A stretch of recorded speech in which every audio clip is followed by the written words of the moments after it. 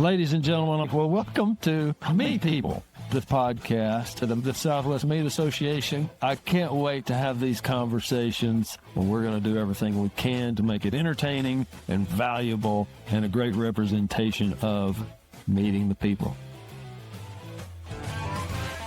Drew, welcome to the show. Hi, everybody out there. By the way, quick shout out. I've got a coaster here for me. They lent us the conference room here at their plant in Ennis, and there's a judging contest going on, so it made a great opportunity for the Meet People podcast to come have some conversations with really the next generation of the meat industry or the educators in the meat industry. A lot of this stuff is stuff I'm going to learn. So welcome. Glad y'all are here. Thanks for being a part of the Meet People podcast, and thanks for coming, Drew. Yeah, of course. Thanks for having me. Yeah, so I kind of gave you a little heads up about 5 seconds ago. Hey, my first question is, can you tell me something the SMA, the Southwest Meat Association, has done for you? Is there anything? Yeah, I mean, when I think about SMA, I think the first thing that comes to mind is the scholarships that SMA provides. As a student coming through the animal science department at Texas A&M. Oh, by the way, you ain't repping the Aggies. I got the brand on there too, right? But going through that department and getting exposed to the meat industry through meat judging when I was an undergrad student there, then provided me the opportunity to apply for these scholarships. And one of those is through SMA.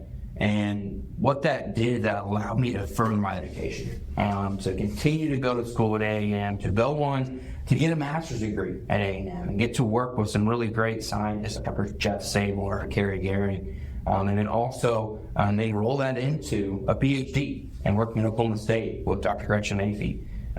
But then along with that, having those scholarships provide me opportunity to now go to the SMA convention. Right, where at that convention, it's all about networking.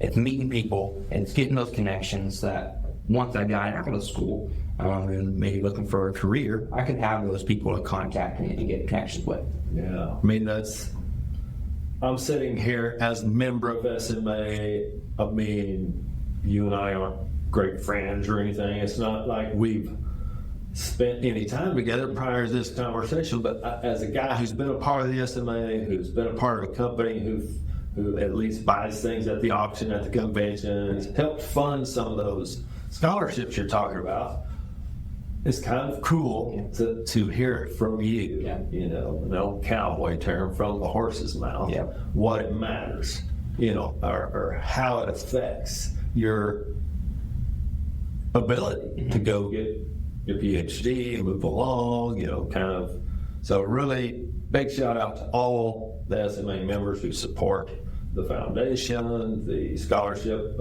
auction, and all these kind of things. Drew, you're looking at him. If you're watching on YouTube, if you're not, you're listening to him on the podcast. This is a guy who's benefited it. That's not really a word. Benefited it. Benefit from it. And it's one of those things where with that scholarship, it's grown so much over the years. I believe that when I first started, there's probably 10 to 15 recipients. And now it's grown so much that's allowing these students to, like I said, not just get the financial benefit from the scholarship, right, but to get the opportunity to attend this conference and make the connections with the suppliers that are there and go through and talk with people. And to learn more about the industry itself. Yeah. Well, that's a great kind of lead into the next thought I had, which was, what do you love about the meat industry? Like, what is it? You're setting up a judging contest over there, or what did you say, the junior judging or something? Yes, we've got the intercollegiate contest going on currently. And so with that's going to be students from universities across the country. We have 2 divisions. We have the American division, which is going to be a lot of our senior college, so it'll be Texas A&M, of course, Texas Tech, WT, Kansas State, Oklahoma State, and the other divisions, a national division. Those would be schools like Clarendon College, Garden City Community College, Eastern Oklahoma State College, and so they're competing right now for the Southwestern Invitational Contest, and then later on tonight, myself and Dr. Griffin are hosting a youth contest That'll be for students, FFA and 4-H students across the state. We have about, I think, 250 Really? students. Yeah, Wow. quite a few that'll be here for that. And so we're really excited to have that contest going on today. And I think, bring in your question about what excites me, why the meat industry, right? And I think that, the family that we have within the meat industry, right, it's all connected. And so, as the current coordinator at Texas A&M, when I'm talking with students about why you should judge, right, what's the purpose of meat judging, why should you go ahead and do that? One of the things I talk about was this whole industry is so connected, intertwined, right? And I tell students all the time, it's not always a case of what you know, it's who you know sometimes, right? And so being able to make those connections will help and benefit you down the road when it comes to applying for a job or getting that next step in your career. You find that kids are really good at building their network these days. They're getting better. I really do.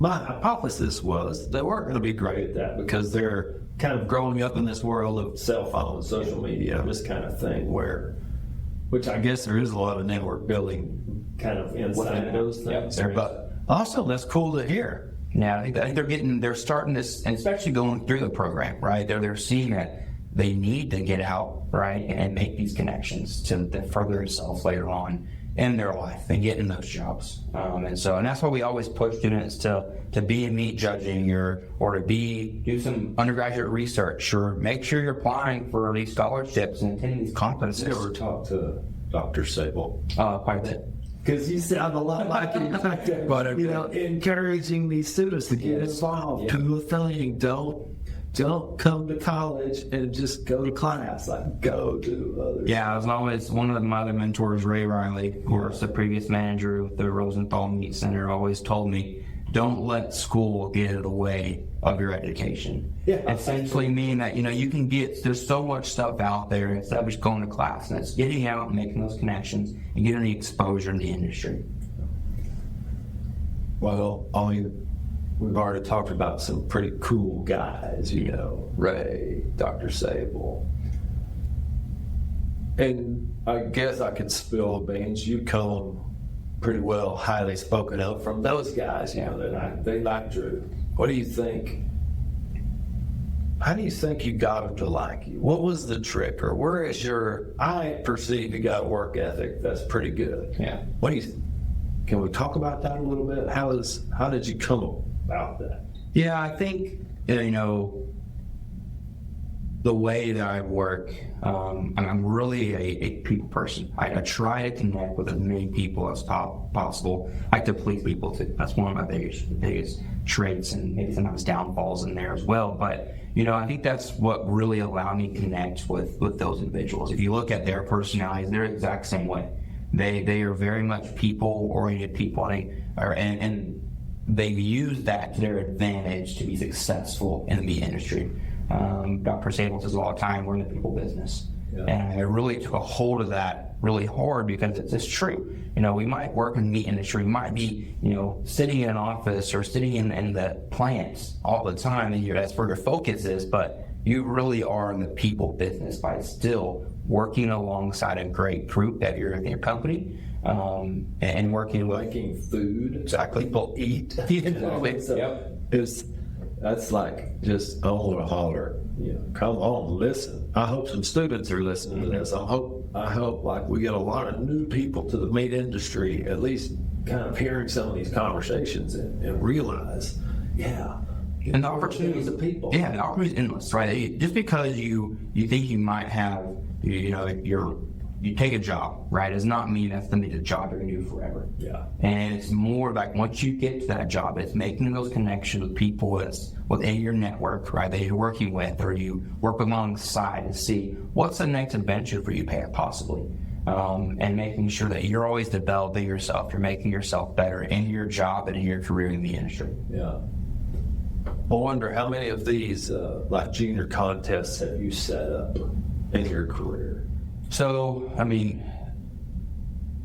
through my kind of lineage, I guess, I judged at Texas A&M in 2013, coached two teams, Texas A&M in 2015 and 2016, and then went on to coach at Oklahoma State in 2019. And so through that process, right, I mean, I'm now going opportunity to meet and mentor and develop a lot of students, which has been the best part of being a coach and a coordinator. And then when I left Oklahoma State, I was actually at Tarleton State University for about 4 years, doing the same thing as the judging coordinator there before I ran into this role as an extension meet specialist at Texas A&M. And so I think, through that, through contest-wise, we've been able to host and do this youth contest. I've been in charge of this one for 2 years now. But putting on the other college contests quite a bit, and just youth contests at both A&M and Tarleton, Oklahoma State. And, I think the biggest goal with those is just to expose students, right? Yeah, I was wondering, do you feel pressure to, set it up? Like, I never judged meat. I judged horses a little bit, a little bit. And, I never perceived or dreamed I would be hosting a podcast for the Southwest Meat Association, those years together. I mean, I just thought I'd probably be a rancher, and I had no clue I was in the meat business. I just thought I was cowboy, so it's funny how much maturity you gain over time and still have to gain. It's like, I'm so far away from getting mature enough to be anybody of consequence. It's just like, man, what a journey you got to keep striving for. No, I agree. I think, the pressure-wise is, it's not necessarily to press pressure on me to make sure the students have a good experience. There you go. Right, to where they can come through this contest, and even if they have a bad day, they learn from it. They can develop and grow, make themselves better for the next one. And so we try really hard to make sure that, we go through these contests. There's a youth contest. It's also a great time to recruit students. Yeah. We want the best to come for Texas A&M. Right, and so we go through this and start recruiting those kids. You see me do this pretty often. I got a little buzz in the mic, so I'm just messing with this. Okay. But yeah, we try to just make sure we're recruiting some of the best kids that are coming through the FA and 4-H programs and get them to A&M and want them to fall in love with meat science, just like I did, and get them into a career that's going to benefit them, and benefit the whole industry on the road. Yeah, I'm writing down recruiting. Because I, as a person that, was getting through high school thinking about what school I wanted to go to, I had no idea. Well, maybe I wasn't really good enough to be recruited, but I had no idea that colleges were thinking about it like that. Well, so here's the newsflash. Businesses think about it like that. Colleges think about it like that. Listen, kids. Go be a high performer. Opportunities will find you. 100%. 100%. If you put in the effort, right, you show progress, and more than anything, just a will and desire to get better, right? I think that's going to put you up at the top. And going back, one of the things I think a lot of these companies on the recruiting side of things that we work with within AMSA and with SMA that kind of help put on these contests, essentially, they are looking at our students that come through the judging program. Because sometimes the people that are hiring also went through that exact same program, something similar to it, right? And so they know, what it takes to go through it, what it takes from a time limit for these students to be gone from classes, be traveling on the road for, days, and then also be successful in their class, but also be really good judges too. So being able to balance all those things gets them one step closer to being really great employees down the way. Every business is just leaning on their employees in every way. And then, maybe pitch, I guess, if I can say this, SMA members. If you are needing to hire some students, I think some of the really big ones that we have are the ones that maybe came through a new program. Because they've got those skills that are allowing them to be problem solving. They've got teamwork. They've got leadership. They've got following a leader. And there's a listening to a coach, being coached, being criticized, being praised. All those things have you bump into kids, humans, who have a real hard time being criticized. Yes. And it really is a limiting factor when you can't, kind of embrace the idea that you don't know it all. You need to have some criticism. Actually, I love criticism. By the way, if you got a criticism of this podcast, let me know. You change. That's right. Or at least run it through my filter of what is it we're doing here? Can I add that to what things I already know and understand and be better? It's kind of a fun thing to get a little criticism. As a longtime SMA partner, VersaCore Managed Pest Solutions provides commercial-only pest control servicing Texas and surrounding states.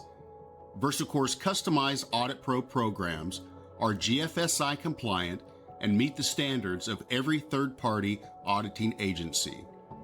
Our team approach ensures your program is audit ready at all times.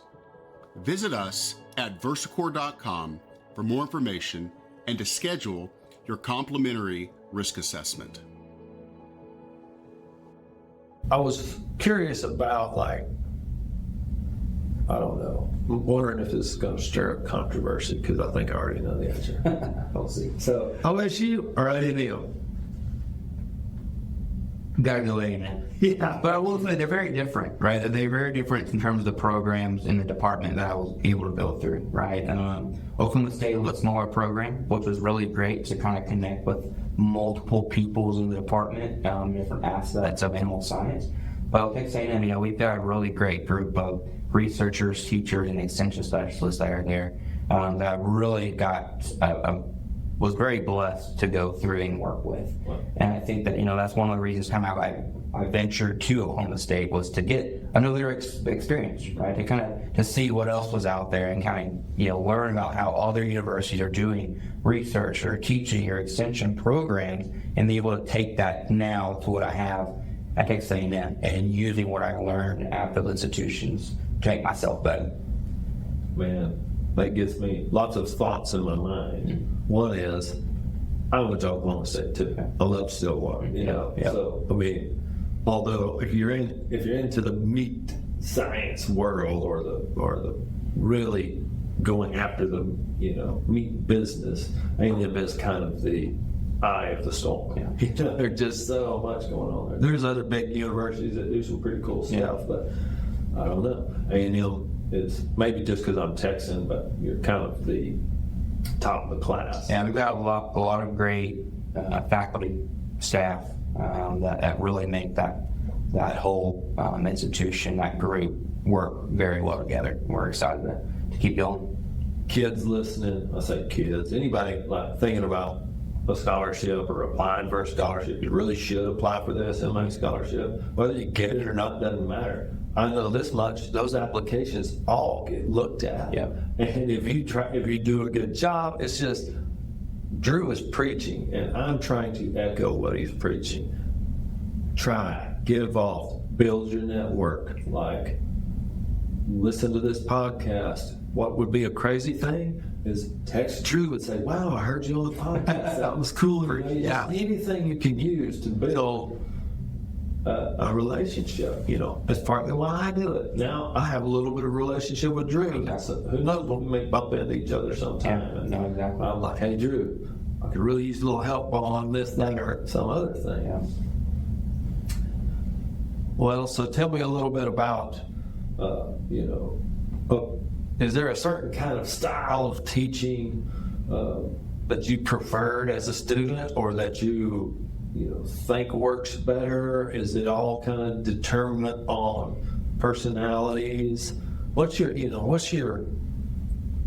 kind of perspective about that? I'm just curious. Yeah, I think that every student's different, but you're trying to meet the needs of everybody. It's hard sometimes, especially Texas A&M. We've got a lot of students in some classes sometimes, but I think for me, the best way of teaching is a hands-on approach, giving an opportunity to really get into what we're doing, right? So if we're going to go to the back and make sausage, I do it quite often, right? I've done it plenty of times. So I would rather the students be the ones that are actually doing and adding the ingredients and then They're a little scared. They don't know what they're doing. well, I mean, be careful. Yeah, make sure you're monitoring them. All right, but giving them some freedom to go do those things because I mean, you got to mess up. exactly, Fault. exactly. Let them mess up. They want to mess up, but it allows them to have the opportunity to do it and then really see kind of why we add ingredients and how we add them, how that really does affect the meat product.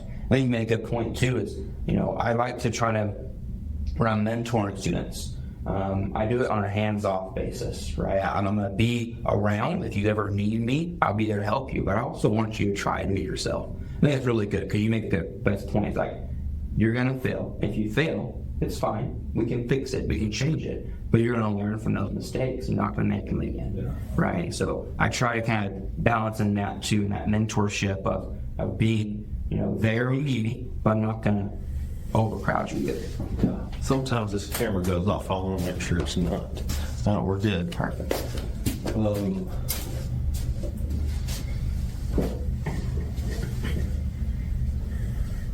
Do you find that there's a advantage to kids that have made sausage before, like just out of venison or something? Do you think these kids from the farm or the ranch or that may have some experience butchering an animal, do they get an advantage, or is it maybe the ones that have never done it that find or like really soak it up fast? They have preconceived ideas or something. It depends on the person. I mean, if they come in, if they have the experience, they're open and willing to learn, to change, right? They'll be really good, right? But you have the ones that have no idea what's going on. They've never done it before, right? They're going to take everything you say and just keep it in it. Sponge it, right? They're going to soak it all the way up, and they're going to, benefit from that part of it. And so I think it's about, as long as those that have some experience are open-minded, right? Still open to change and developing and making yourself better is what's really important for those students. Yeah. I guess everybody, pardon my ignorance here, do you give reasons in meat judging? So we do a written form of reasons. So not oral form of reasons, it's written, which for some students is a little bit better, right? Because, of the judging teams that sometimes we have, with horse, I believe it's oral reasons, livestock is oral reasons. And so some students just don't like the idea of standing up in front of somebody and talking, right? Yeah. But it still gives them the ability to, make a decision and have good decision-making skills and justifying that, but in different form. And so we are seeing, I think if you were to ask some of the people that have judged and coached previously, his penmanship has gone down tremendously. Really? As you can imagine, maybe everybody's got, their phones. Yeah. Right? They're typing emails, and even in elementary school, they're doing everything, their tests. Oh, yeah. My on daughter's computer. dyslexic, and I pretty much can't get her to type her right, because the world doesn't make her. She can almost voice command any text she wants to send, which is just a thing we're battling, kind of as parents. Correct. I think she needs that skill set, but it also says, hey, we're in a little, kind of a different world now. Let's And certainly navigate it changing. already. Correct. Correct. In ways that I never have, still kind of don't get used to. It's like I just never think voice to text. I sit here and type it. When I think voice to text, it about half the time. Exactly. Just in it real quick. That whole system has gone way better. Yeah. Like Learning. I don't use it much because when I first tried to use it, it was like gibberish. Yeah. Didn't make any sense. You're trying to. I'm pretty sure I'm talking clearly enough for you to get it right. Well, my text is 20. No, later will. Yeah, that's true.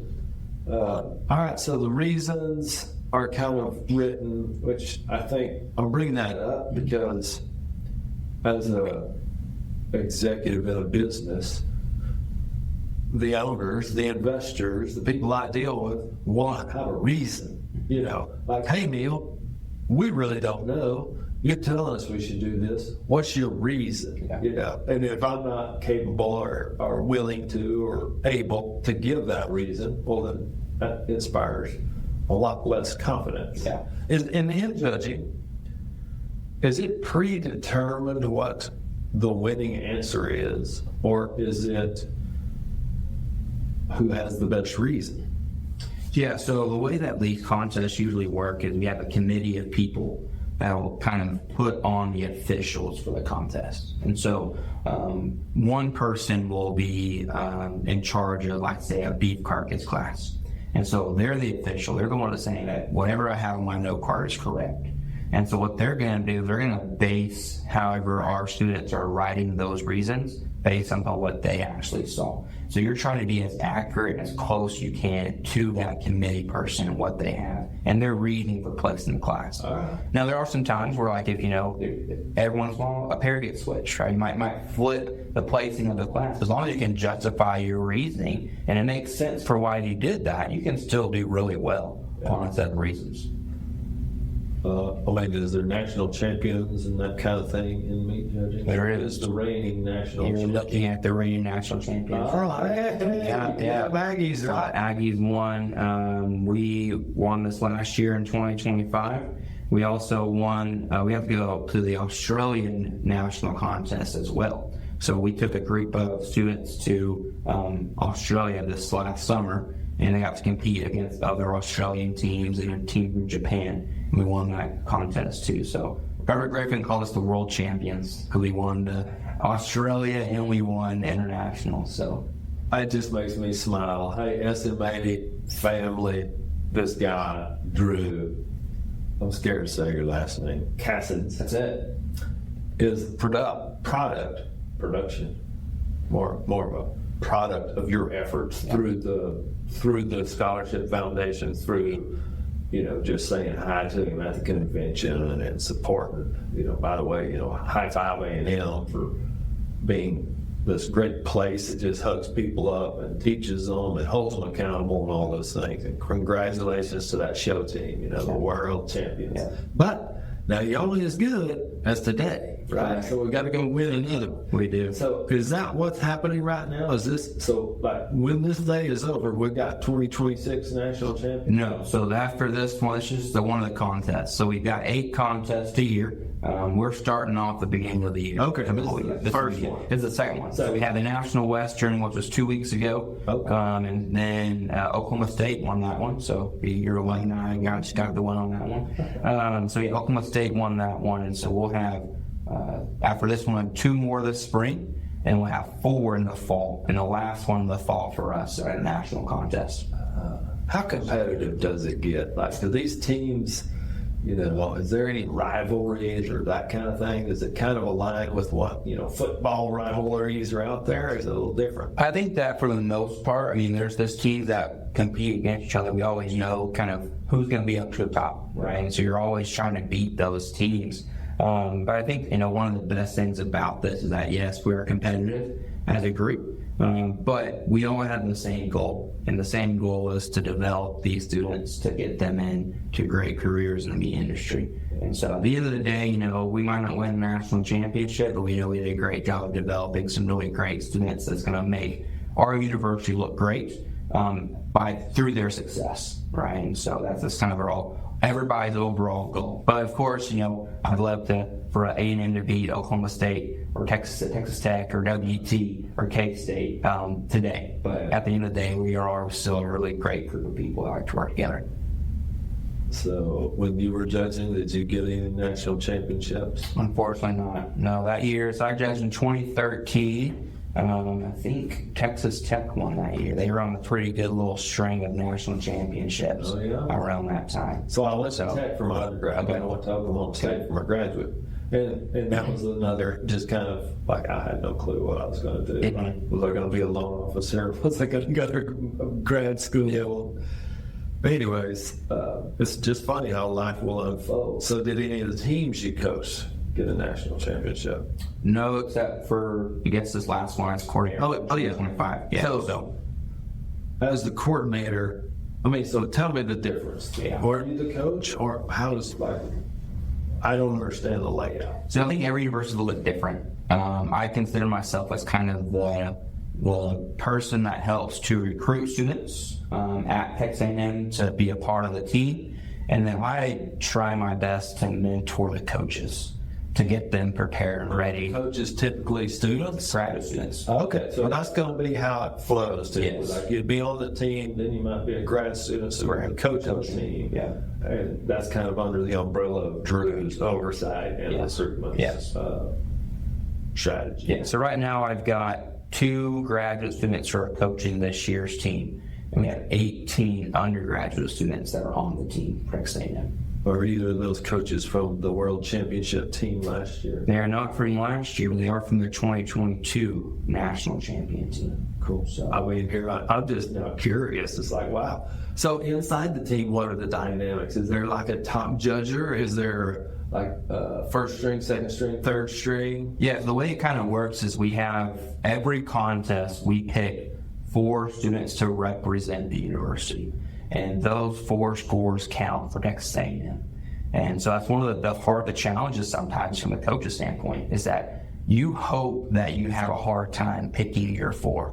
Because if you do, that means you have a really solid and consistent group from top to bottom.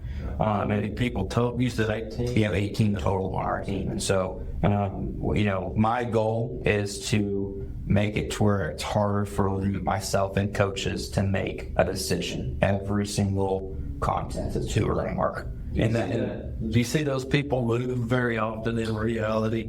It changes every once in a while. I mean, I think back to our team last year in 2025. We didn't have the same 4 students at every contest. They changed every single time. And even this one, the coaches and I had this hard time figuring out which 4 we were going to mark, because there's a lot of students that are doing really well, have to develop a lot over the last couple weeks. And so you want to reward them, you want to change it and see if that can kind of help and benefit us in terms of get the win. It's like, even in a business, it's like, who do you pick for the promotion or the raise? Yeah. Like, it comes down to little things. It comes down to, man, What's their growth? What's their somebody development? shows up every day at 5 a.m. I mean, I've never caught her not show up. It's just those little things. Yeah. Drew, thanks so much. Hey, everybody, thanks for watching and listening and paying attention to the Meet People podcast. This man's got things to do, so I'm going to let him get out of here. But y'all, share the show. Let us know if we can do anything better. If there's anything you'd be interested in hearing about. You got any parting words like this? Hey, Gigamags or anything like Well, that? for us, Gigamags, the biggest thing is students that might be watching this, get involved, get engaged. Like I said, it's not always what you know, it's who you know. So the connections you're going to make are going to last you a lifelong. That's Drew Cassens, y'all. Come back for the next one. It's the Meet People podcast.